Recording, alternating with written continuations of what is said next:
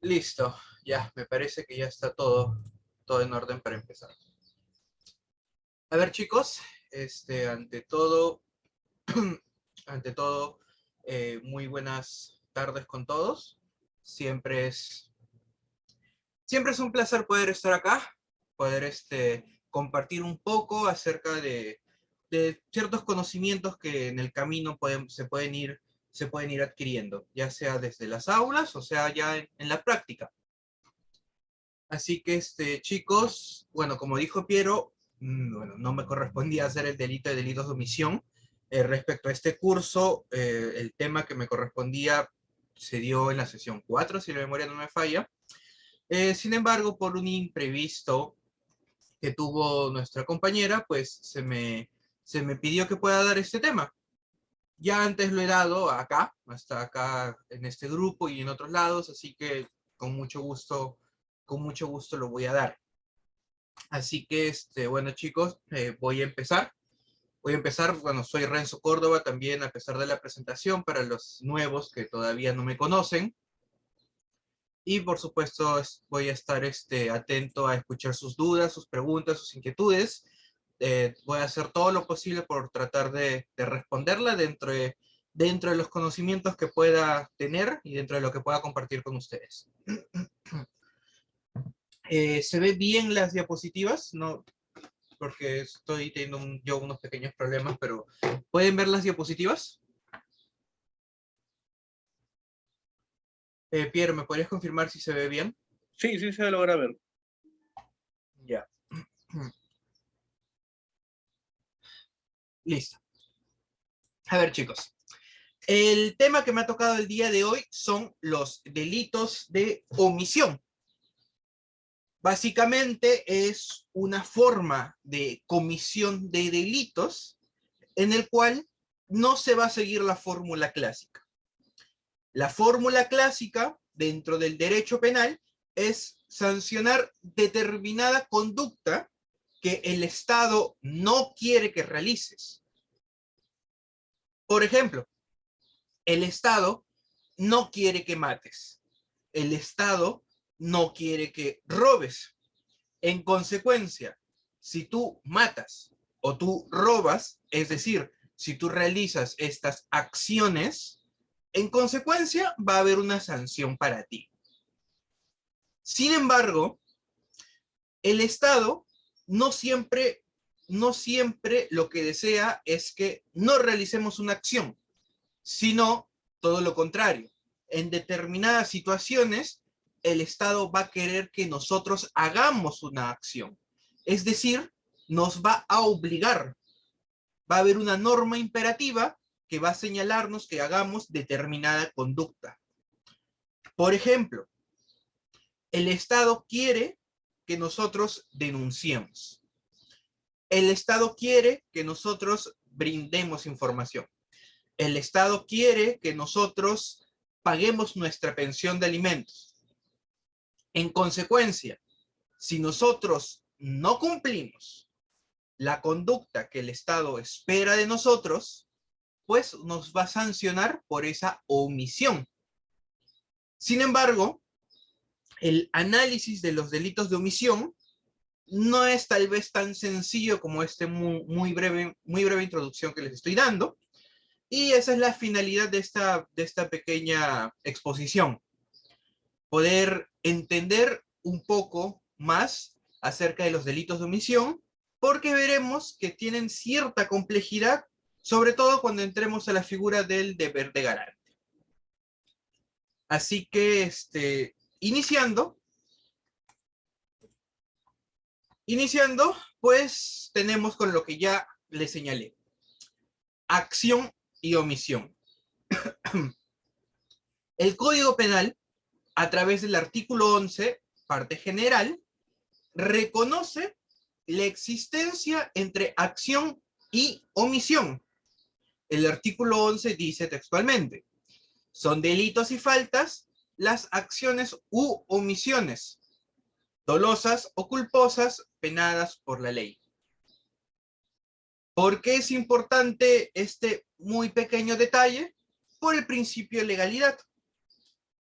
En su momento, hubo un sector de la doctrina que señalaba, como no está previsto, como la norma no se redacta para una omisión, señalando un tipo de norma especial, no podríamos sancionar a alguien por un delito de omisión, porque la ley así no lo permite. Un conflicto entre, repito, el principio de legalidad,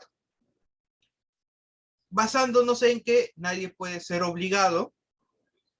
nadie puede ser sancionado por algo que la norma no prevé. Así que, para pasar ese obstáculo, algo antiguo que tuvimos en su momento, pues se agregó de una manera muy ligera, pero importante en el artículo 11.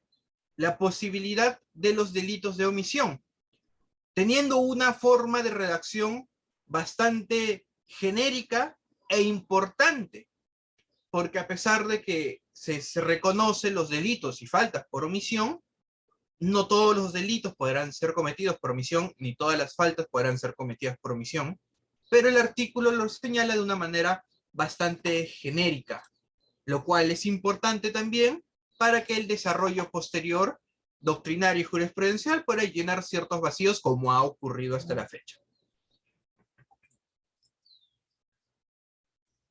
A ver, la omisión como forma típica de prohibir acciones. Primero, ¿qué va a considerar la norma que es una omisión? Una omisión va a señalar la doctrina que lo vamos a conceptualizar con un carácter normativo. ¿Qué significa que la omisión tenga un carácter normativo? Si se acordarán tal vez de las clases de parte típica dentro de la teoría del delito, existen los elementos descriptivos y los elementos normativos. Los elementos descriptivos eran aquellos elementos dentro de la tipicidad objetiva en la cual bastaban nuestros sentidos para poder apreciarlos. Sin embargo, los elementos normativos dentro de un análisis de tipicidad son todas aquellas características que van a exigir una valoración. Es decir, no basta con apreciar una mera situación para en automático poder concluir que estamos ante una omisión. ¿A qué me refiero? Reitero en que la omisión, indirectamente, la doctrina no nos dice que omisión solo será no hacer algo, sino que como parte de un concepto, de un carácter normativo, el concepto de omisión, deberemos de analizar la situación y verificar si en cada caso en concreto estamos ante efectivamente una omisión. Pero de ahí, por supuesto que algunos podrán preguntar, entonces, ¿qué tengo que valorar? ¿Qué tengo que ver en una situación para verificar si estamos ante un delito por omisión o tal vez no?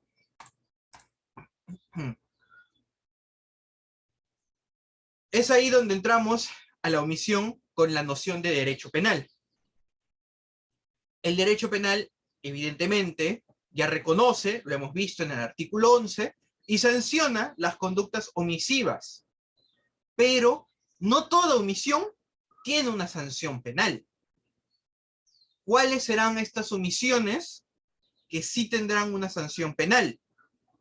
¿Cuáles serán estas omisiones que cumplirán con un análisis de su característica normativa que tienen las omisiones?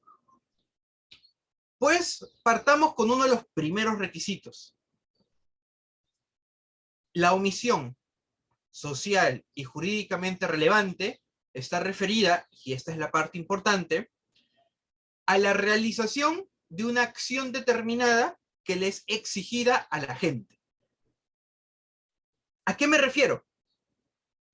Para hablar de omisión, lo primero que tenemos que tener en claro es que el agente debía realizar una acción determinada, pero no debía realizarlo simplemente porque era una mera obligación, sino que había un imperativo en él de que sí o sí tenía que realizar esta conducta.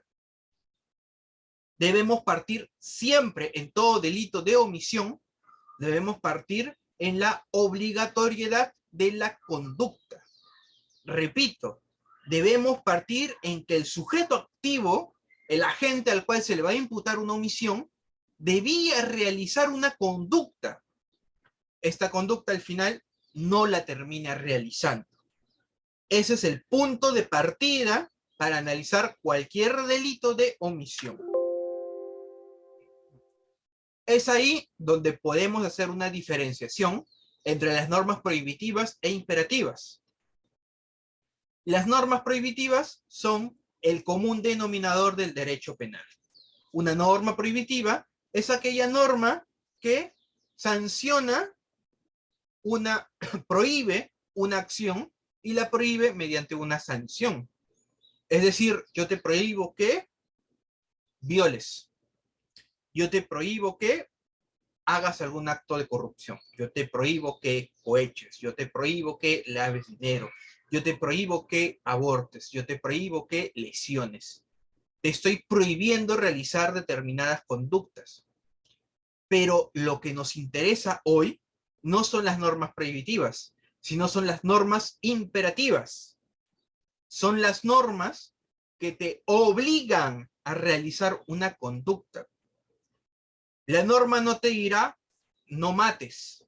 La norma te va a decir, paga alimentos. La norma te va a decir, denuncia cualquier acto irregular que veas. La norma nos va a decir, brinda la información a quien te lo solicite. Es decir, la norma me está obligando a realizar una conducta. Y la omisión consistirá en no realizar esta conducta que la norma me está obligando. Es ahí donde vamos a ver una diferencia entre los delitos de omisión. Van a aparecer los delitos de omisión propia y los delitos de omisión propia. Si bien podrán tener distintas diferencias, vamos a poder apreciar, lo voy a explicar por supuesto, que la principal diferencia entre una omisión propia y una omisión impropia va a ser dónde está esa norma imperativa. Acuérdense, lo voy a repetir muchas veces, todo delito de omisión va a partir, va a originarse siempre porque un sujeto tiene la obligación de realizar una conducta. ¿Dónde nace esta obligación? En base a dónde nazca esta obligación, vamos a diferenciar omisión propia y omisión impropia. Vamos a empezar con la omisión propia.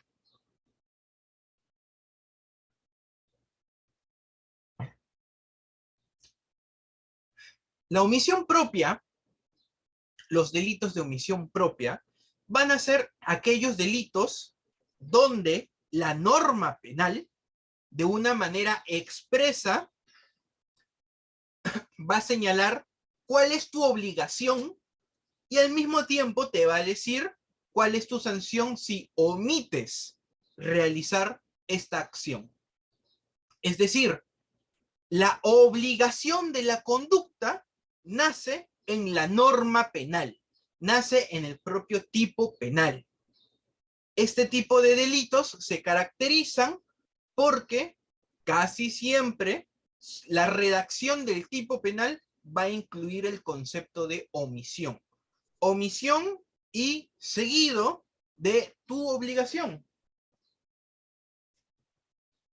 Acá tengo un código penal. No, me parece que lo puse acá en ejemplo. No.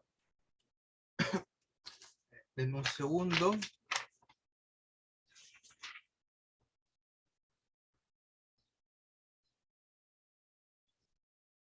Ya, por ejemplo, verán este pequeño cuadro que he hecho, he puesto los artículos que incluyen un concepto de omisión dentro de su redacción. Así, por ejemplo, el artículo 126, omisión de socorro, dice, el que omite, ya estamos viendo la omisión, el que omite prestar socorro a una persona que ha herido o incapacitado, poniendo en peligro su vida o salud. ¿Qué puedo extraer de este muy breve artículo? Primero, este artículo es una norma imperativa. ¿Por qué? Porque este artículo me está obligando a ayudar. Me está obligando más textualmente a prestar socorro a una persona a la cual yo haya herido o incapacitado. Ahí nace la obligación. La obligación está naciendo en la norma penal. Y por supuesto, el tipo penal dice, el que omite prestar socorro. Así que la norma penal no solo me dice cuál es mi obligación, en este caso, prestar socorro, sino que también agrega, si lo omites, serás reprimido con pena privativa de la libertad, no menor de, no mayor de 3 años. Son horribles los delitos que no les ponen extremo mínimo en la pena. Nunca se puede hacer una buena determinación judicial de la pena. Pero bueno, ese es un paréntesis. La pena no será mayor de 3 años. Así que este es un ejemplo de un delito de omisión propia. Repito, omisión propia, porque el tipo penal tiene la obligación, nos señala el mandato de la acción que espera de nosotros, y su redacción del tipo penal está enteramente ligada a una omisión. Este delito solo se puede cometer no realizando la conducta que me señala en la descripción del delito. Omisión propia. Por supuesto que los delitos de omisión tienen su propia forma de imputación objetiva, su propia forma de analizar, realizar el trabajo de subsunción.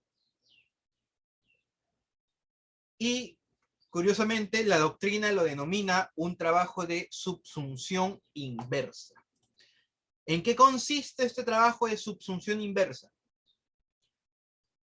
Para poder analizar, en el caso en concreto, si es que se ha cometido un delito de omisión, debemos partir con cuál es la conducta que te obliga a la norma. Y luego, después de precisar cuál es la conducta que te obliga a la norma, la conducta que tú desplegaste, ¿se subsume o no se subsume en la descripción que estabas obligado a realizar? Un ejemplo, tal vez, para entender mejor la subsunción inversa. Si la norma te dice, paga la pensión de alimentos, y tu conducta no se subsume en tu obligación, has cometido delito de omisión. Si la norma te dice, tú tienes el deber de denunciar, pero ¿qué acción tú realizaste? Ah, no denunciaste. Como tu conducta no se subsume en lo que dice el tipo penal, entonces has realizado un delito de omisión. Por eso es subsunción inversa. Porque ¿qué es lo usual? La norma te prohíbe matar. ¿Tú qué conducta realizaste? Matar. Ah, subsunción. Hay delito. Acá es todo lo contrario. La norma te dice, paga. Tú no pagas. Ah, entonces no hay subsunción, has cometido el delito. Por eso se le denomina subsunción inversa.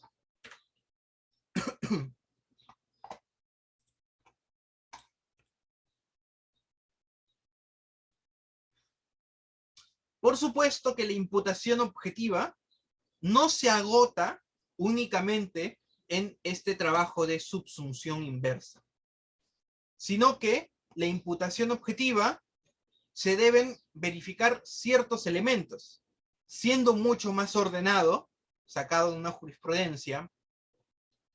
Básicamente, ¿qué debo realizar para verificar una imputación objetiva de un delito de omisión propia? No nos olvidemos. A, debemos verificar cuál es la obligación o el deber que tenía el sujeto activo. Primer paso, verificar cuál era tu deber. Es decir, ¿cuál era tu norma imperativa? ¿Qué es lo que tú estabas obligado a realizar?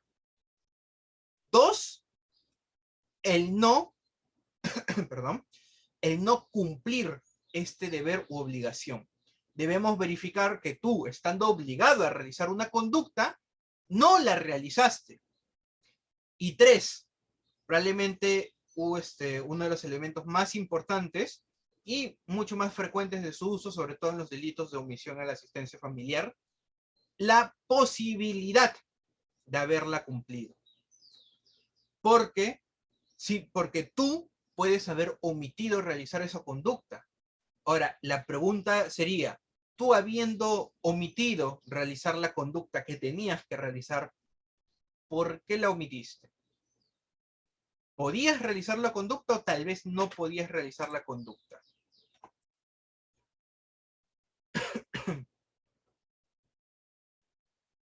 Este lo había puesto como ejemplo.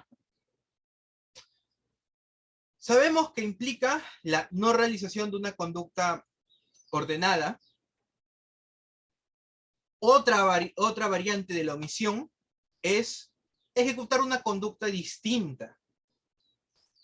O, por último, puede ser simplemente no ejecutar ningún tipo de conducta. Lo importante es, tal vez, el último elemento, verificar si estabas en la posibilidad de realizar la conducta. Es por eso que, siguiendo las líneas de Villavicencio Terreros, se deben analizar factores o condiciones externas e internas para verificar si estabas en las condiciones de cumplir tu acción o tal vez no. Vamos a poner un ejemplo para entendernos mejor. Delito de omisión de auxilio. Voy a leerlo brevemente. 127. El que encuentra a un herido o a cualquier otra persona en estado grave e inminente peligro y omite prestarle auxilio inmediato. Es decir, el artículo 127 del Código Penal me obliga a mí, ciudadano común y corriente, a ayudar a cualquier persona que yo vea, que yo encuentre o halle en peligro. Debo auxiliarla. Se equipara a auxiliar, llamar a las autoridades, por ejemplo. Así que empecemos a crear las situaciones hipotéticas que tan hipotéticas no terminan siendo. Yo estoy caminando por la calle.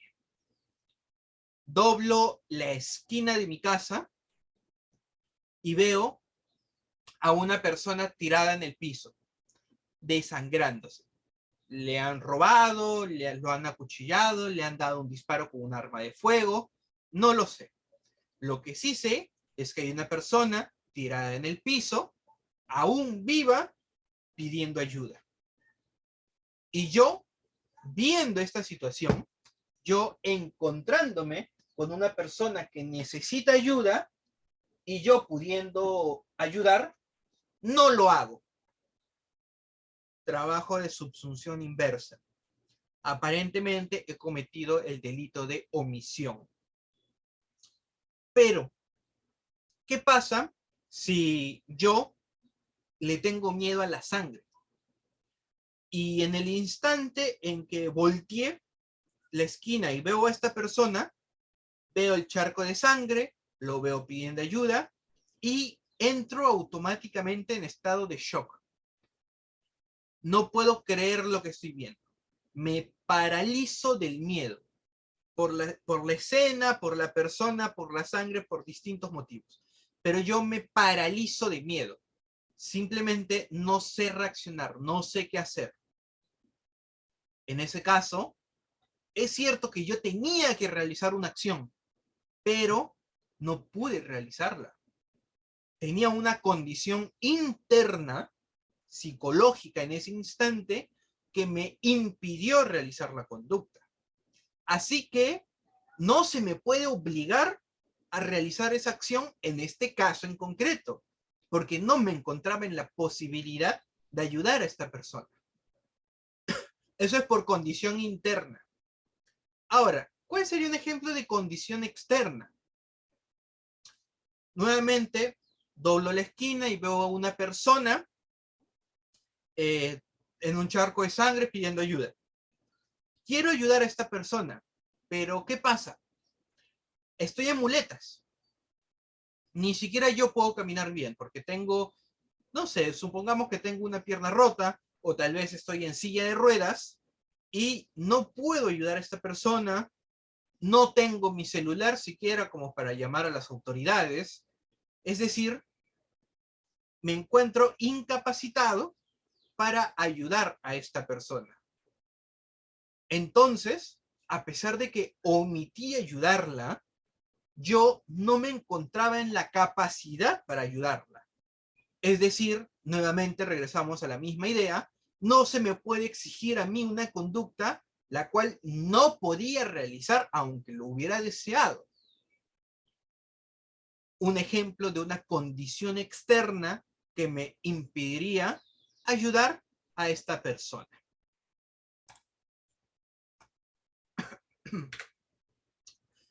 Todo eso, todo lo que les he explicado ya ahora, es los delitos de omisión propia. Básicamente, recordando simplemente, la omisión impropia, al igual que todo delito de omisión, nace de una obligación que tengo. Pero en la omisión propia, esta obligación que tengo nace en la norma penal. La norma penal en determinados artículos tendrá una redacción haciendo alusión a la omisión. La norma penal me dirá, si tú omites esto, esta será tu sanción. Así funcionan los delitos de omisión propia. Por supuesto, su análisis de tipicidad es, uno, verificar cuál era la conducta que tú estabas obligado a realizar. Es bastante sencillo este primer paso porque tu obligación está en la norma penal. Siempre recordemos que esa es la nota característica de la omisión propia. Después de verificar cuál era mi obligación, 2, hacer el trabajo de subsunción inversa y verificar si tú no realizaste la conducta que la norma te obligaba. Y por último, 3, verificar si esta conducta que tú no realizaste se te era exigible, con lo último que les he explicado.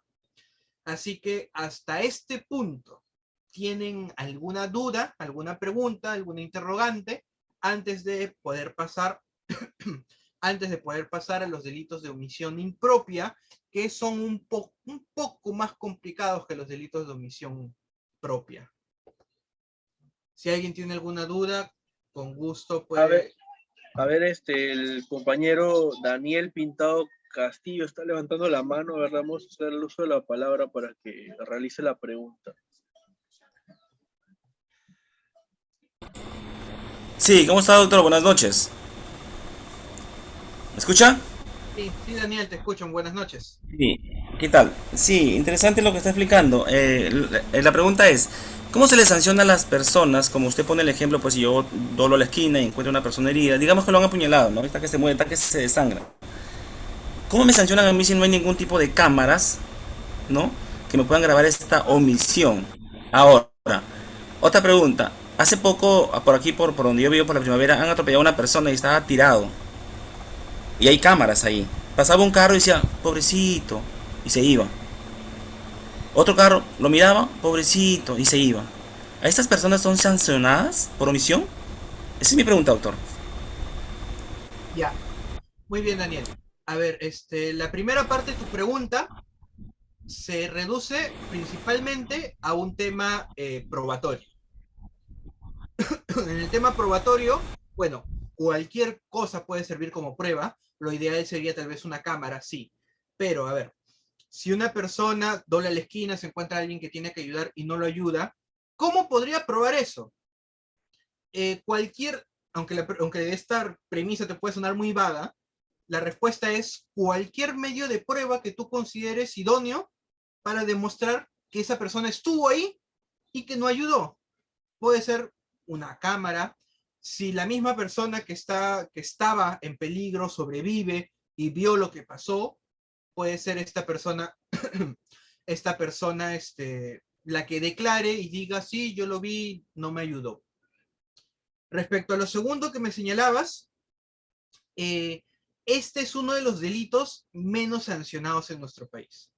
Eso ya mucho tiene que ver con la práctica judicial, la práctica fiscal, como los delitos son de, como los delitos son de mínima lesividad, nunca son una pena efectiva, no les dan una persecución real como la norma debería exigirlo. Lo ideal sería, por supuesto, que si la norma dice, yo sanciono esto, que en la realidad se sancione. En la práctica, repito, como hay una mínima lesividad en este tipo de delitos, no se persiguen, y si se persiguen son sanciones suspendidas. No estoy en contra de la sanción suspendida, pero sí estoy en contra tal vez de que no se investigue y no se llegue al responsable.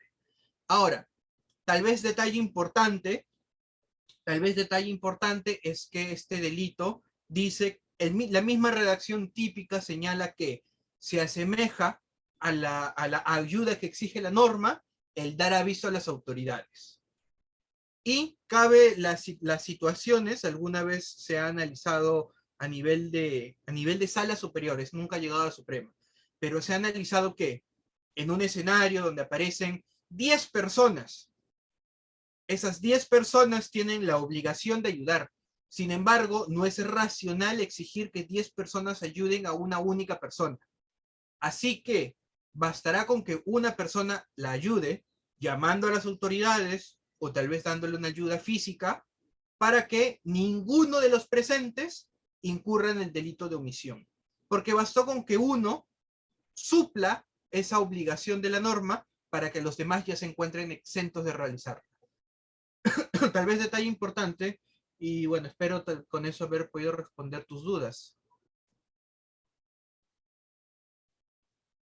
Sí, Bien, a ver, vamos a hacer el uso de la palabra ahora Ángel Ayosa, que también está levantando la mano. Le voy a activar el audio. Adelante, Ángel.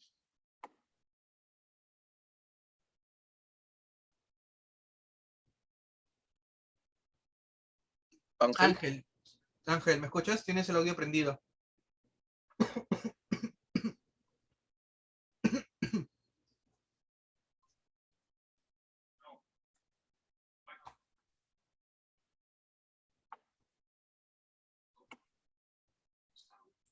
Parece que tiene problemas con el audio. Está prendido su micrófono, pero no se le escucha. No, Ángel, no te escuchamos. En todo caso, puedes escribir tu pregunta, no hay ningún inconveniente. ¿Me logran escuchar ahora? Ahora sí. Ya, doctor, respecto a su ejemplo que ha dado, que a nivel de sala superior se ha analizado que basta que una de las 10 personas haya realizado la acción obligatoria por la norma para que ninguno de los 10 sea sancionado. En ese caso, ¿cómo resultó? O mejor dicho, en el caso de que ninguno lo hizo, ¿se sancionaría a los 10? Ya. La situación ideal es que sí, porque la norma por igual le da, obliga a todos a realizar determinada conducta. A todos por igual. No diferencia entre delitos sujetos especiales. Al menos este delito. Así que si los 10 encajan dentro de todas las características que exige la norma y parte de la imputación objetiva de los delitos de omisión, si los 10 ven a esta persona que necesita ayuda, de los 10, ninguno lo ayuda, ninguno llama a las autoridades, todos estaban en la capacidad de poder reaccionar y simplemente los 10 se desentendieron, absolutamente no hubo ninguna sola alerta acerca de lo que ocurría, los 10 sí son responsables penalmente. Distinto es que no se puede identificar a los 10 o que el Ministerio Público centre sus esfuerzos. Es entendible, aunque tal vez no lo comparto, centre sus esfuerzos en qué le ocurrió a esa persona herida, perseguir tal vez al que lo golpeó, al que lo violó, al que lo mató, al que lo acuchilló, y no centrarse tanto en las personas que lo rodean. Lamentablemente, y repito, esto ya más que académico, es tal vez una crítica a la forma a este delito en específico. En la práctica termina siendo un delito vacío. Un delito que, si bien es cierto, nos obliga a hacer determinada conducta, en la práctica quienes no lo realizan no son sancionados. Pero más allá, siendo más académico, en este momento, siendo más académico, esto es lo que tendría que ocurrir, que estas 10 personas sean sancionadas. Muy bien. Nuevamente Daniel Pintado está levantando la mano. A ver, vamos a hacer el uso de la palabra a Daniel Pintado a efectos de que pueda formular su pregunta. Sí, interesante lo que dice el doctor, ¿no? Pero la realidad, ¿por qué los tentáculos del Estado como la policía? Un caso muy palpante por acá. Una persona ayudó a un joven que lo habían apuñalado por asaltarlo, lo subió a su carro, le ensangrentó todo su carro, lo llevó al hospital y la policía lo intervino a esta persona por ayudarlo. Inclusive lo dejó 24 horas ahí durmiendo, porque sospechaba que esta persona había cometido ese delito en sí. ¿Por qué sucede eso, doctora? Por eso hay muchas personas y en la realidad a veces ven a una persona, no, yo no me meto ahí, olvídate, y salen corriendo.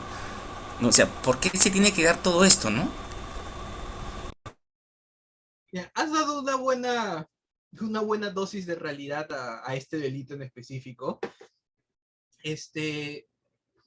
Tal vez una falta de, no diré preparación, porque sí es cierto que la policía es un ente bastante preparado, más allá de los paréntesis que pueden existir de los malos efectivos, que no faltan en ninguna institución, no solo en la policía, pero más allá de los malos efectivos, sí estamos ante una institución que suele estar capacitada para accionar como debe de accionar.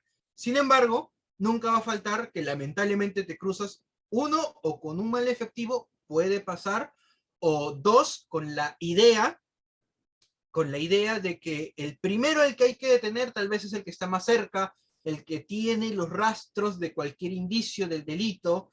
No conozco todos los protocolos de la policía. Me parece que hay algo relacionado a protocolos de verificar quiénes son los que tienen mayores rastros de lo que ha ocurrido, pero sí es cierto de que ese tipo de errores que ocurren son los que terminan desincentivando al mismo ciudadano a realizar algo que la norma te dice que deberías realizar.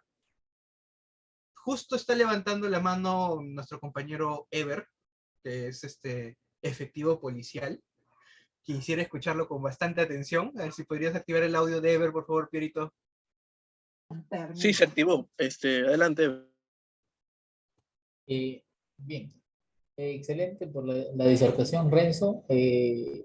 Esas acciones que menciona el compañero creo que las vivimos a diario, justamente porque como en toda institución existen malos efectivos, no vamos a generalizar porque no son todos en realidad. Y yo iba a hacer una pregunta al caso hipotético que había mencionado al principio el compañero, me parece Daniel, en el cual pues se ve a diario que ocurre un accidente de tránsito y normalmente los conductores hacen eso, pues no, tienden a simplemente a decir pobrecito, pasarse, pero mi pregunta va más en realidad a las acciones que realiza justamente la policía, porque se ve a diario, como vuelvo a repetir, casos en los que la policía acude al lugar del accidente de tránsito, hay una persona en el piso tirada que está sangrentándose, que está solicitando auxilio, pero aquí es el problema, creo que no todas las unidades que prestan ese auxilio o que llegan al lugar de los hechos están debidamente capacitadas, porque para prestar el auxilio a una persona, primeramente, si es que es de gravedad, hay que inmovilizarla. Y muchas veces algunos patrulleros no cuentan con estos equipos o no cuentan con una camilla adecuada para poder inmovilizar a estas personas. Y creo que es ahí porque no le prestan el auxilio inmediato de poder trasladarlo de repente a una clínica, a un hospital. Ahora, muchas veces simplemente se dedican a aislar la escena, se podría decir, a dispersar a las personas que se acercan al lugar y tienden simplemente a llamar, en este caso mayormente, o bien a un hospital cercano o normalmente se le llama a los bomberos. Supongamos que yo llamo a los bomberos, demora pues media hora, 40 minutos, de repente hay tráfico, X motivo, demora en llegar, supongamos una hora al lugar del accidente de tránsito y a esta persona no se le ha llevado a un centro para que se le brinde la atención médica correspondiente. Yo como ciudadano podría denunciar a estos efectivos policiales por omisión al no haberle prestado el auxilio inmediato. Ya.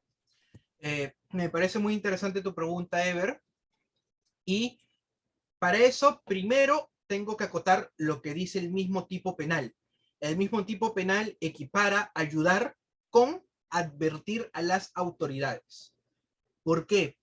Porque dentro de la exposición de motivos de este tipo penal se hace un reconocimiento a la situación en el que el ciudadano común y corriente, si bien está obligado a ayudar, no necesariamente sabemos cómo ayudar. Eso, y que muchas veces el mover a una persona cuando esté herida puede terminar siendo más perjudicial que dejarla inmóvil. Es por eso también de que muchos efectivos, y esto me parece peligroso pero acertado, ante la duda de cómo ayudar a un ciudadano que evidentemente está mal, ante la duda, me parece lo ideal no tocarlo, dejarlo inmóvil y llamar a las autoridades, llamar a las personas capacitadas para saber qué hacer de verdad. Es por eso que un policía que lo deja inmóvil, aparta a la gente, cerca la escena de lo que ha ocurrido y no realiza mayor acción, como por ejemplo trasladar a esta persona al hospital, no están cometiendo este delito de omisión, porque sí han ayudado, solo que su ayuda excesiva podría terminar siendo perjudicial, lo cual, reitero, es reconocido indirectamente por la norma. Por eso es que en ese ejemplo que tú me has dado no existe delito de omisión. Lo que más bien existe es no es lex artis, pero sí es una práctica que se adquiere con el conocimiento, me atrevo a decirle, a pesar de que no es tan fácil decirlo tan sutilmente, pero me atrevo a decir a que es una máxima de la experiencia que determinados sujetos que están mal en el piso no debemos moverlos. Lo hemos escuchado en la radio, lo hemos escuchado en la tele, lo hemos visto en series, se ve en la vida real y no somos lo suficientemente inteligentes para discernir si a un determinado sujeto debo moverlo o no. Si el sujeto está mal, pero él se está moviendo y él pide moverlo, bacán, lo podemos mover. Pero ante la duda, es mejor que se quede quieto. Es por eso, repito, no es que no se le esté prestando ayuda, sino que se está esperando la ayuda ideal. Así que siendo muy concreto, no considero de que en ese caso se le pueda denunciar a la policía porque está haciendo su trabajo dentro de lo que sabe y dentro también de los materiales que pueda tener en su unidad. Bien, hay una pregunta también, bueno, está levantando la mano nuestro compañero Gilmar Guamán. Vamos a hacerle el uso de la palabra para que pueda oralizar. Te active la voz, Gilmar, adelante. Ya, buenas noches, se me escucha, ¿no? Bueno, doy por sentado que sí. Bien, doctor Renzo, gracias por su disertación. Asimismo, buenas noches, compañeros. Y resumiendo lo que usted mencionaba hace unos instantes, doctor, permítame decirle que el derecho penal no quiere héroes, pero tampoco quiere cobardes. No quiere que tú, al encontrar a una persona que se encuentra muy herida, tú la levantes, la pongas de rodillas. Es más, imaginemos que le hayan golpeado unos 4 o 5 matones y que al sentarle le clavemos, si es que es el término, una costilla a sí mismo, porque su pecho se encuentra lesionado, algo así. Entonces, lo más ideal es que este personaje, este ciudadano, se acerque a la autoridad competente a prestarle información del hecho. Y acaba mi pregunta, doctor, y es que ¿es posible hacerle algún tipo de imputación a los personajes médicos por atenderle en ese momento al ciudadano que se encuentre herido? ¿O entre comillas en la calle los ciudadanos pasamos a ser todos iguales sin importar la carrera a la cual nosotros nos dediquemos? Espero me haya dejado entender. Un ratito, déjame ver si te entendí bien. Tu pregunta es que si es que se le podría imputar algo a un personal médico por ayudar, o bueno, tratar de auxiliar a alguien dentro, en esa circunstancia en el que se encuentra en el piso, y te refieres a un médico que está por ahí caminando, un ciudadano común que se topó con la situación. Sí, correcto, doctor. A ver, imputarle una situación, yo considero que no, porque bueno, primero ciñéndome a los delitos de omisión, él no está omitiendo ayudar, por el contrario, está ayudando. Y esta persona sí tiene los conocimientos adecuados para tratar de dar, aunque sea los primeros auxilios, tal vez ante la falta de material o lo que pueda necesitar. Así que si este médico ayuda, no veo por qué no veo por qué se le podría imputar algún delito. Ahora, tal vez, y yendo un poco a la línea de la pregunta que Ángel ha escrito en el chat, si es que de su ayuda se genera un perjuicio mayor, tal vez. Yéndome a ese escenario hipotético, que no sé si es tu pregunta, pero por si acaso también lo cubro, yéndome a ese escenario hipotético, se tendría que demostrar que el médico actuó mal, actuó de manera imprudente, lo cual en ese tipo de escenarios es un poco difícil porque se sobreentiende de manera general, aunque no es la regla, de que el médico está ahí para tratar de ayudarlo en una situación de emergencia donde una persona se está enfrentando a una muerte tal vez inminente, tal vez. Por eso que como línea general yo considero que no se le podría imputar a un médico, tal vez como una situación excepcional, que el médico haya intervenido y que el médico obrando mal, cosa que habría que demostrar y es un poco complicado, pero si el médico obrando mal les termina generando un perjuicio mayor incluso al que tenía en ese momento, considero que solo en esa situación sí se le podría imputar tal vez algún delito culposo, porque dudo que lo haya hecho de manera intencional. Espero haber respondido tu pregunta, y pasando rápidamente a lo que escribió Ángel Ayosa en el grupo, en el chat, preguntó, ¿qué responsabilidad tendría el efectivo si lo mueve y le produce algún mal? Pues estaríamos probablemente frente a un delito culposo. Acordémonos que la culpa tiene 3 niveles: la impericia, la imprudencia y la... se me fue uno. Negligencia. Imprudencia, impericia, negligencia. Y la impericia significa hacer algo cuando tú ni siquiera sabes lo que estás haciendo. Por ejemplo, una persona que realiza una operación pero ni siquiera es médico, siendo tal vez un poco más exagerado. Así que un oficial que termina moviendo a una persona, termina tratando de ayudar cuando está en un escenario en el cual no debería de hacerlo, a pesar de que es discutible discernir si debe o no hacer algo. Pero más allá de eso, probablemente se le podría imputar por, tal vez, como estás escribiendo, lesiones culposas. Tal vez, obviamente se tendría que ver cada caso en concreto. No digo que sea una regla absoluta en el cual si lo muevo y ocurre, si empeora, hay una responsabilidad, porque obviamente se tendría que analizar cómo lo encontró, en qué posición lo encontró, qué clase de movimientos lo hizo, si fueron movimientos bruscos, exagerados, o tal vez intentó moverlo muy lentamente. Hay muchas posibles aristas a este escenario hipotético. Con eso también espero haberte podido responder. Sí, alejándonos tal vez a lo más grave, hasta homicidio culposo podría ser, por supuesto.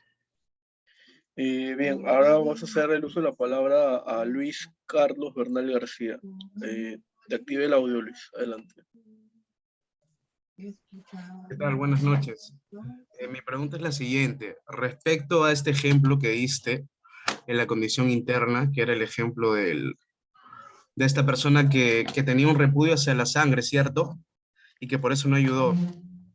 Al momento de encuadrar esto bueno, en el plano de la teoría del delito, ¿dónde es que se ubica, no? Porque a primera vista, para mí, se puede ubicar, por ejemplo, en una causa que excluye la tipicidad, como sería el medio insuperable, ¿no? Pero también se puede encuadrar, bueno, esto es a primera vista, ¿no? Sin hacer un análisis exhaustivo.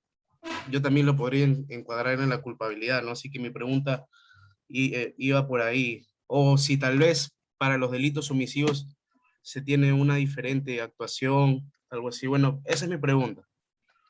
Muy interesante pregunta. Si nos vamos a la teoría clásica del delito, debería estar dentro de la culpabilidad, en la exigibilidad de la conducta, en base a nociones internas, psicológicas, psiquiátricas, de miedo, se podrían ahí encajar principalmente, tal vez no una respuesta exacta, pero encajar en culpabilidad.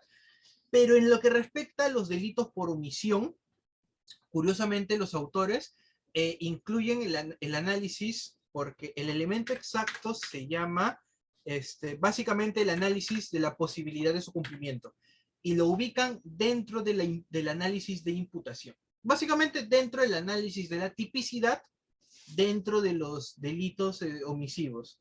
Aunque, como muy bien lo has advertido, no me suena a tipicidad, me suena más a un análisis de culpabilidad. Los distintos autores, incluso el propio Villavicencio Terreros, de quien principalmente me he basado para hacer estas diapositivas y para estudiarlo lo más a fondo posible, él lo ubica dentro del análisis de la imputación. Así que por el momento esa es la respuesta que te doy.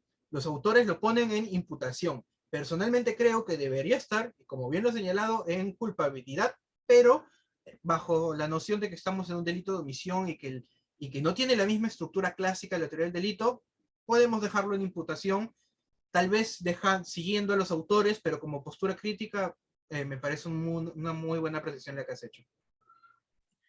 Bien, ahora vamos a hacerle el uso de la palabra a Erickson Leif y luego vamos a continuar con Daniel Pintado. A ver, vamos a activarle el audio a Erickson. Adelante, Erickson. ¿Qué tal? Buenas noches. Primero, gracias por la ponencia y segundo, quería hacer una consulta.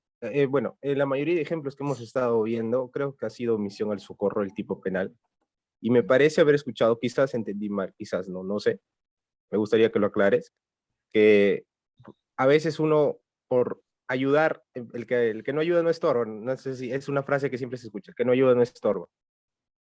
Y a veces por ayudar uno hace malas cosas y por eso creo que entendí que al menos lo que debíamos comprender era de que no cualquier persona, digamos, puede omitir al socorro, sino que solamente aquella persona que teniendo los conocimientos no lo hace.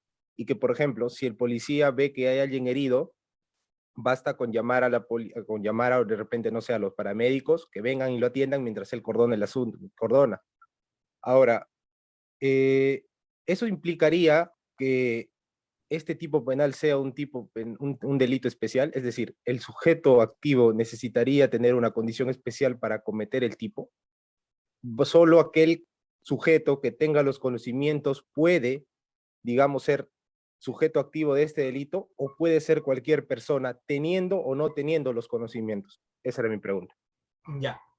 El tipo penal se redacta para cualquiera. El que omite prestar socorro, empezando por ahí. Así que estamos ante un delito común. Las apreciaciones que sí he hecho, y algunos compañeros también lo han hecho, es que el tipo de auxilio que pueden prestar las personas sí es distinto en base a sus conocimientos, pero la norma no los diferencia. La norma señala que todos están obligados a ayudar. Ahora, la norma también dice, por eso también lo he resaltado, de este tipo de penal muy particular, que el auxilio se va a equiparar a llamar a las autoridades. Así que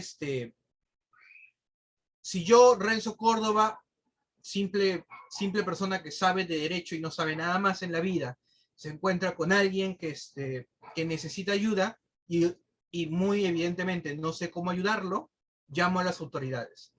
Con eso doy cumplimiento a la obligación que la norma penal me impone, que es el de ayudar.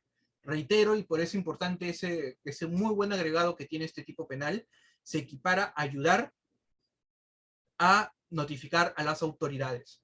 Siempre bajo el entendido, una especie de análisis de ratio legis, cuál es la razón de esta norma, la razón de este párrafo, de estas líneas. La razón es que debemos ayudar en la manera en que se pueda.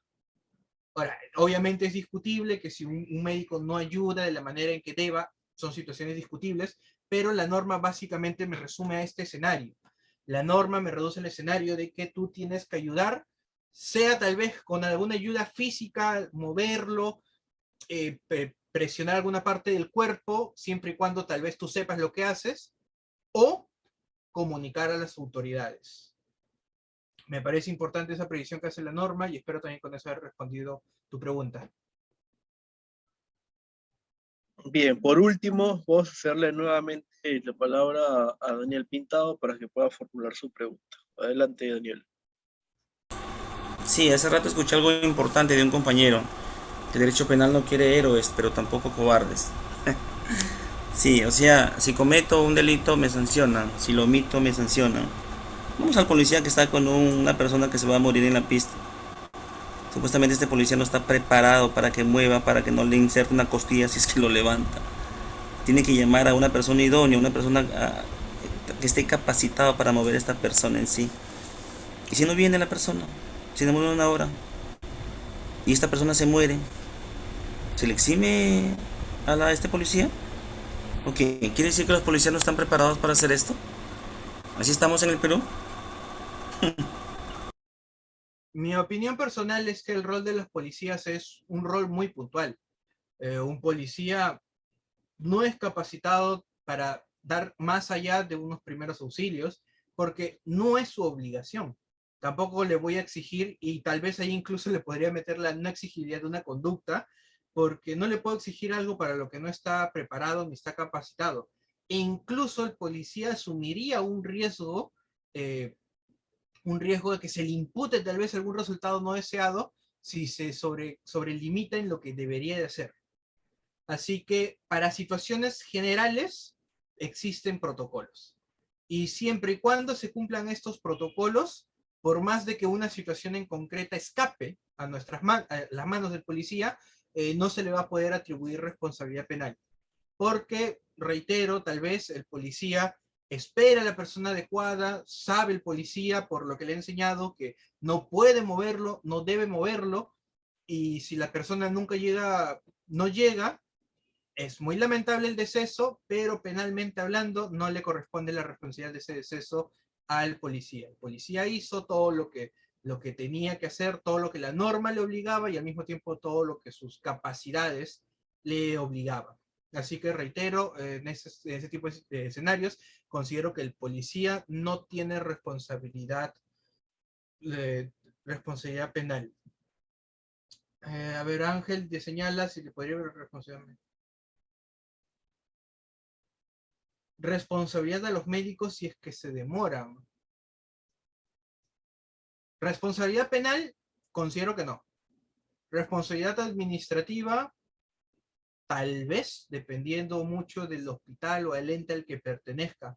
Pero responsabilidad penal por demorarse, no, porque pueden ser muchísimos los escenarios en los cuales se haya demorado. Así que bueno, habiendo respondido ya sus preguntas, voy a continuar ahora con la omisión impropia, la que, como les mencioné antes de este pequeño paréntesis, en lo personal considero que es el delito de omisión un poco más complicado de entender, sobre todo entender el primer paso. Acordémonos, nuevamente refrescando la memoria, para una imputación a un delito de omisión, partimos, uno, de determinar cuál era la conducta a la que tú estás obligado a realizar. Dos, verificar si realizaste o no esa conducta. Y tres, analizar si esa conducta te era exigible. El primer paso, que es analizar la conducta,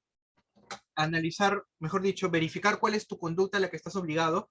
Repito, en los delitos de omisión propia es muy sencillo. La norma penal lo dice claramente. Pero en los delitos de omisión impropia este primer paso es el más conflictivo, por lo que vamos a ver a continuación. Omisión impropia. Los delitos de omisión impropia son aquellos en los cuales el tipo penal no te va a mencionar expresamente la palabra omisión, pero al hacer un análisis de equivalencia, se le denomina, al realizar un análisis de equivalencia, se dan cuenta que la omisión ha generado el mismo resultado que la acción. Es por eso que en este tipo de delitos, repito, son delitos que no son redactados en un sentido omisivo, pero se va a permitir su sanción a manera de omisión porque la omisión generó el mismo resultado que si hubiera sido activo. Análisis de equivalencia. Muy importante, no cuenta con un tipo penal específico, sino que es una posible modalidad de casi todos los delitos que se redactan de manera activa, que son la enorme mayoría de los delitos del tipo penal. Sin embargo, no todos los delitos permitirán esta modalidad comisiva. Omisión impropia siempre debemos relacionarla con los delitos que son de modalidad activa. Por ejemplo, matar, pero excepcionalmente y bajo ciertos requisitos que vamos a analizar, podrá cometerse de manera comisiva. Es ahí donde hacemos una pregunta. ¿Cualquiera puede cometer un delito de omisión impropia? La respuesta es no.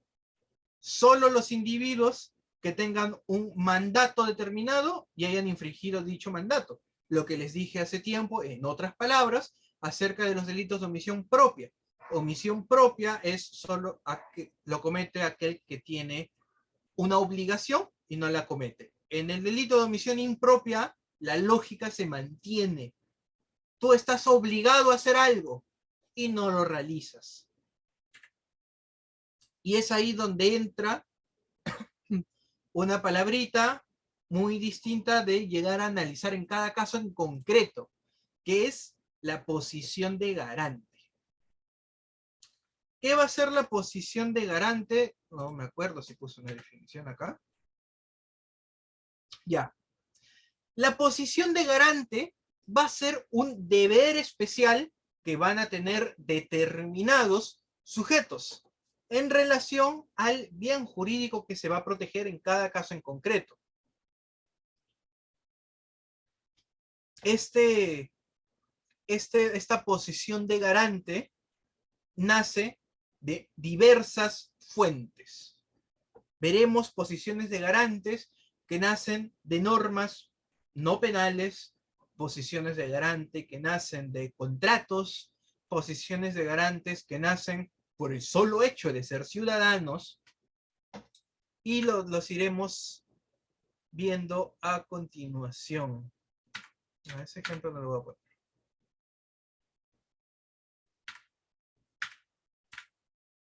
Ya. Deber de garante debemos de entenderlo como una obligación que ha asumido determinada persona o grupo de personas y que esta obligación es de un obligatorio cumplimiento. Y si no cumple con su obligación, pues está cometiendo un delito de omisión impropia, porque la posición de garante está naciendo afuera de la norma penal, a diferencia de la omisión propia, que tu deber nace en la norma penal. Aparte, la posición de garante le va a corresponder a un determinado grupo de personas, mientras que la omisión propia no se caracteriza porque casi todos los delitos de omisión propia los puede cometer cualquier persona.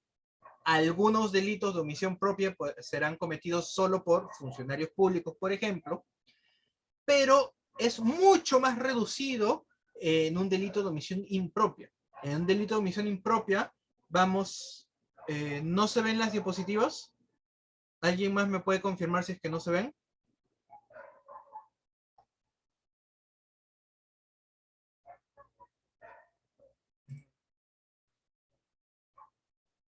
Ya, está bien. Creí que las... Ya, ahí las pongo un segundo.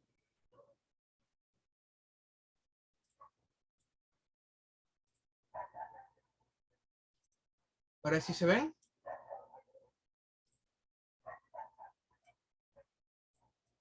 Ya, ya está bien. No, no se han perdido nada en mis diapositivas. Ya, así que seguimos con posición de garante. La posición de garante va a ser este deber que van a asumir algunas personas, sean porque son ciudadanos, por contratos, por leyes. Básicamente es, una persona va a tener una obligación a través de su posición de garante. No la va a cumplir. Así que al no cumplirla, va a cometer algún delito. ¿Qué delito cometerá? Podrá ser casi cualquiera del Código Penal de acuerdo al resultado. ¿De acuerdo al resultado? Por ejemplo, el salvavidas. Empecemos sin el salvavidas. Yo estoy en la playa. Yo, Renzo Córdoba, persona que ni derecho sabe, estoy caminando por la playa, estoy en un día de verano y veo que una persona se está ahogando. Y esta persona que se está ahogando, pues está pidiendo auxilio. Yo, Renzo Córdoba, resulta que soy un nadador olímpico. Nadie nada mejor que yo en el Perú. Pero decido no ayudar a esta persona. Y esta persona se termina ahogando y muere. La pregunta sería, ¿Renzo Córdoba ha cometido algún delito de omisión? La respuesta es no. ¿Por qué? Todo delito de omisión partía de una premisa. La persona, el agente, está obligado a realizar una determinada conducta. Que tú sepas nadar, así seas el mejor del país o el mejor del mundo, así Michael Phelps ignore a una persona que se está ahogando, en ningún lado, por ser nadador, se te obliga a salvar o ayudar a una persona que esté sufriendo, que se esté ahogando, mayor aún cuando estamos tal vez en una situación peligrosa, como puede ser tal vez una marea alta en la playa, en el mar. Así que yo, Renzo Córdoba, no he cometido un delito. Pero ¿qué pasa con Piero Apeña? Piero Apeña también sabía nadar. Llevó algún curso con alguna entidad y se convirtió en salvavidas. Siendo salvavidas, fue contratado por el club o por el estado o por quien administre esa porción de playa, pero ha sido contratado para ser el salvavidas de esa playa. Y siendo salvavidas, ve a esta persona ahogándose y no la ayuda. Esta persona se termina ahogando. La situación de Piero Apeña era distinta. ¿Por qué? Porque él sí está obligado a ayudar. ¿De dónde nace esta obligación? De su condición de salvavidas. Su deber de garante nace junto a este trabajo que él acepta e incluso tiene un contrato de por medio. Así que, siendo salvavidas, teniendo la obligación, simplemente no lo hace. En consecuencia, Piero Apeña, salvavidas que no ayudó a una persona que se está ahogando y esta persona termina muriendo, ha cometido un delito de omisión. ¿Y cuál es el resultado? La muerte. Así que se le va a imputar el delito de, en el mejor de los casos, homicidio simple. en su modalidad omisiva. Se le denomina comisión por omisión. Son palabras que las repito mucho y me mareo, por eso no lo suelo decir demasiado, pero a los delitos de omisión impropia se les conoce como delitos de comisión por omisión. Sí. ¿O me estoy equivocando? No, sí, es comisión por omisión.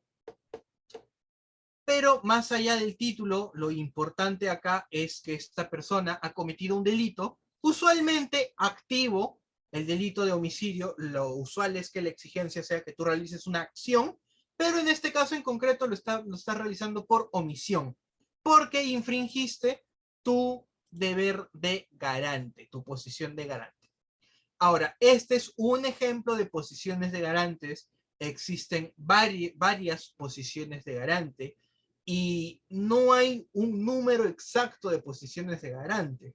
Algunos autores tienen más, otros autores tienen menos.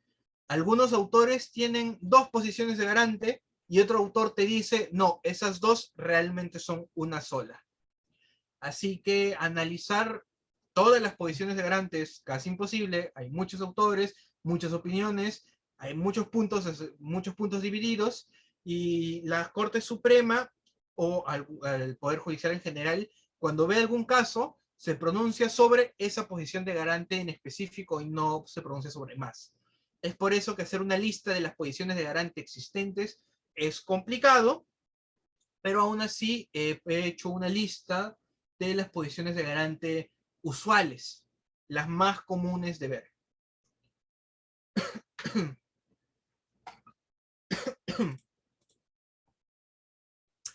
Bueno, ya hemos visto que es posición de garante. Ya. La posición de garante de injerencia, que muchas veces se atribuye, se le considera un delito de omisión propia, lo explicaré, pero básicamente, ¿qué es la injerencia? La injerencia, el que con su propia conducta ha realizado una situación peligrosa para un bien jurídico, tiene el deber de evitar que ese peligro se convierta en lesión. Y les voy a hacer acordar el artículo 126 del Código Penal, que ese delito es el que no ayuda a una persona. Espérense, voy a sacar el texto exacto. Tampoco soy tan codiguero para saberme la memoria. Ya. 126. Delito de omisión propia. El que omite prestar socorro a una persona que ha herido o incapacitado. El delito de omisión propia, 126, te dice, tienes que ayudar a una persona que tú has herido. Lo confunden con la injerencia. La diferencia con la injerencia de la posición de garante es que la injerencia no te dice que tú lo hayas herido o incapacitado, sino que la injerencia establece que tú estás creando una situación de peligro para un bien jurídico y tú tienes el deber de evitar que ese peligro se convierta en lesión. Ese es un deber de garante. Deber de aseguramiento. Cuando tú, como persona, estás en la obligación de cuidar alguna fuente de peligro.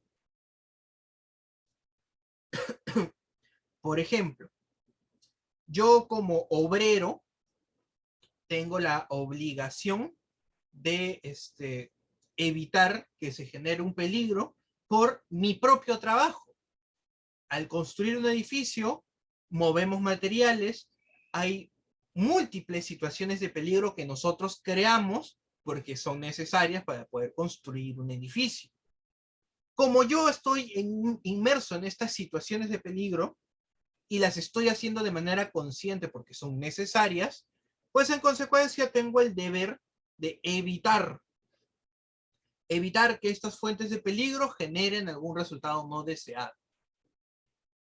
Si yo tengo un animal peligroso, a pesar de que es muy subjetivo el concepto de animal peligroso, pero suponiendo que yo tengo un animal que sé que es agresivo, independientemente de la raza, yo tengo un animal que debe tener bozal y no lo tiene y se genera un resultado, puedo responder por tengo el deber de garante de cuidar, de resguardar esta fuente de peligro.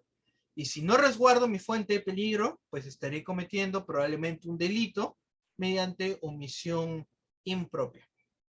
Igualmente, si yo estoy controlando a un sujeto peligroso podría ser, estoy resguardando a un delincuente, estoy transportando a un delincuente, o estoy manteniendo en vigilancia a un sujeto con problemas mentales, un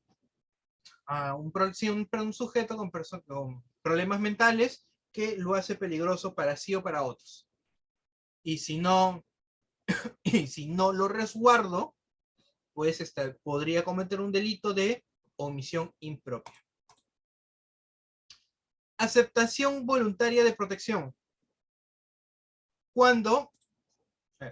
Aceptación voluntaria de protección es cuando una persona deposita la confianza en otra para realizar determinada conducta que implica, a pesar de que no esté en la relación de por medio, implica un deber de cuidado. Por ejemplo, una niñera.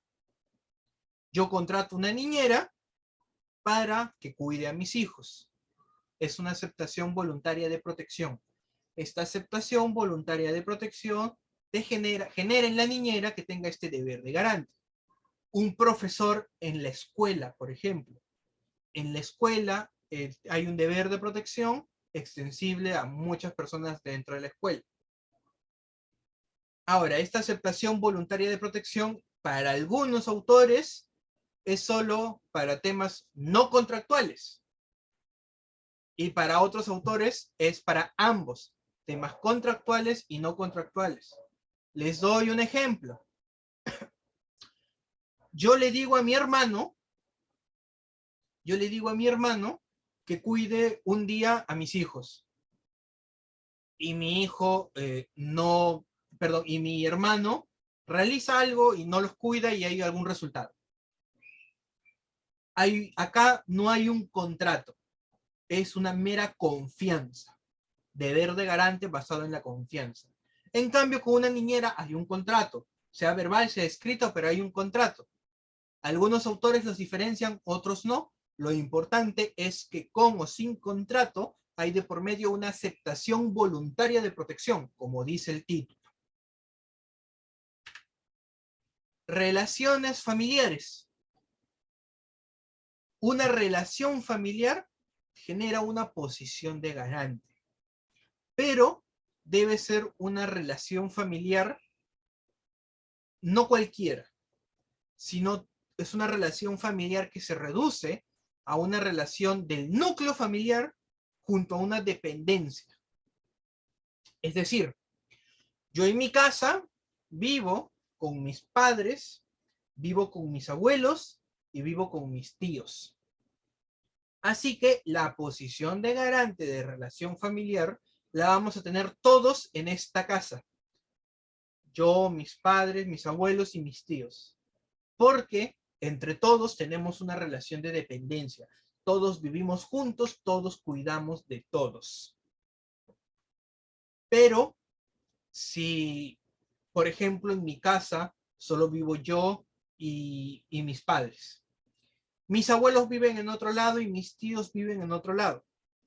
Va a haber un deber de garante de relación familiar respecto a mis padres, pero no lo va a existir respecto a mi abuelo y respecto a mis tíos, porque falta el elemento de la relación de dependencia. No dependemos de ellos ni ellos dependen de nosotros, como si lo es un núcleo familiar.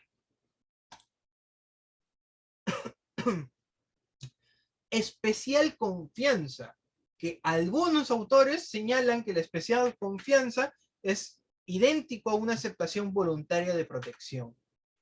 Pero igual lo pongo porque tal vez al menos de manera teórica es importante conocerlos. Es el titular de un bien jurídico deposita su confianza en otro. Tal vez la diferencia, digo tal vez porque algunos autores lo señalan así y otros no, es que en la aceptación voluntaria yo puedo poner la protección de mi hijo, por ejemplo, a mi hermano. El bien jurídico no es mío, el bien jurídico es de mi hijo, su integridad, su vida, pero yo como padre confío en él y le pido que lo proteja y la otra persona acepta proteger. Es decir, es un bien jurídico ajeno de un tercero, que sería el niño. Pero en la especial confianza es el titular de un bien jurídico, el titular del bien jurídico. Así que, teóricamente, soy yo quien, como titular de mi propio bien jurídico, deposito mi confianza en otro. Y este otro tiene el deber de garante respecto a mí. Por ejemplo, me voy a operar de la vista, voy a estar 10 días sin poder ver después de la vista y le pido a una persona de especial confianza que me cuide. Esta persona va a tener el deber de garante de cuidarme.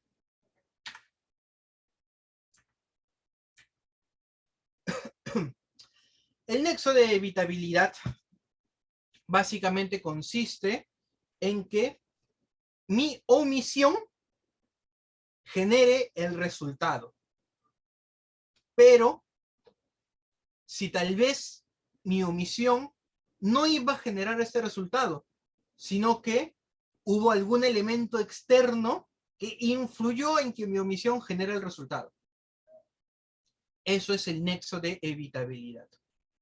Nexo de evitabilidad básicamente es analizar si mi omisión genera el resultado o tal vez no es solo mi omisión, sino un conjunto de acciones. En ese caso, mi omisión no es punible, porque mi omisión no generó resultados, sino fueron otros factores. Bueno, la equivalencia jurídica de la que ya hablamos hace un momento, le hablamos al inicio, un test de equivalencia, con un análisis de equivalencia, como le dicen, es que la omisión impropia se justifica en que esta omisión me genera esta omisión genera un resultado idéntico al que se hubiera generado con la acción. No le voy a dar mucha vuelta a esto porque ya lo expliqué. Lo último, detalle importante, y que hasta ahora no lo he mencionado, es la imputación subjetiva. Tanto para la omisión propia como la impropia, estamos ante una conducta dolosa. En consecuencia, yo debo tener un pleno conocimiento, básicamente, de los elementos del dolo, el elemento cognitivo y el elemento volitivo. En los delitos de omisión se reduce, no siempre, pero se reduce al conocimiento de la situación de garante, y en los delitos de omisión impropia es el conocimiento de evitar el resultado. Es importante este factor de dolo porque, por ejemplo, en un deber de aseguramiento, la persona que tiene una mascota peligrosa, por ejemplo, y por error, por negligencia, suelta a la mascota y la mascota va y ataca a una persona, ataca a un niño, etcétera, y lo genera lesiones o incluso la muerte, responderá a título de culpa, porque no tuvo la intención. Pero la persona que a propósito, de manera dolosa, no cuida a una mascota peligrosa, responderá a título de omisión impropia. Ahora, una muy pequeña, pero tal vez importante diferencia entre un delito doloso por acción utilizando un animal y un delito de omisión utilizando un animal. Si yo salgo a la calle y veo a una persona que odio, y yo odiando a esta persona tengo a mi perro peligroso y a propósito lo suelto para que ataque a esta persona, estaría cometiendo un homicidio doloso por acción, no por omisión, por acción. ¿Dónde radica la principal diferencia? En el dolo. yo tenía el dolo de matar a esta persona. Así que estoy utilizando al animal como una herramienta, lo suelto a propósito para que ataque a esta persona. Pero ¿cómo sería la figura en omisión? Si yo tengo a un animal y yo, teniendo el deber de cuidar a ese animal, decido soltarlo para que se pasee, para que esté, para que vaya solo, sin importarme el resultado incluso. Y este perro va y ataca a una persona y lo mata, probablemente responda por un delito de omisión impropia. Porque yo no tenía el dolo de matar a esta persona, pero sí tuve el dolo en mi acción previa, que fue el soltarlo libremente, teniendo el deber de asegurarlo.